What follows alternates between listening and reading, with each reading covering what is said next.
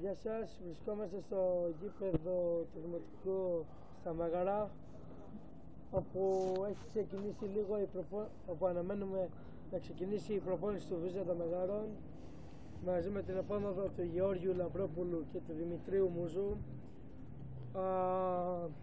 Πρέπει να συγκεντρωθούμε με τον αγώνα για το Σάββατο.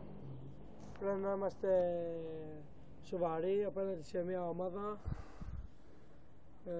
να τους κερδίσουμε γύρω στο 5-0 το μεγάλο, τη μεγαλύτερη νίκη.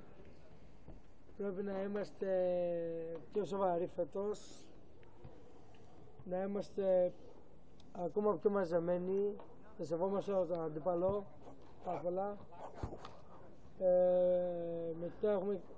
Μετά θέλουμε να παίξει ο Δημήτριος ο Μούζος στο τέρμα και ο Γιώργος Λαμπρόπουλος. Οράστε. Λαμπρόπουλος, πίσω, τελευταίος. Εδώ, γράφω. Και εδώ πέρα το βλέπουμε χαρούμενο τον Γιώργο τον Λαμπρόπουλο σε κάποια φάση. Πρέπει να είμαστε πολύ πιο σοβαροί από την νίκη Βόλου, που ήταν μια γελία ομάδα, πιστεύω για μένα. Τελειώνει, πολλά είπες.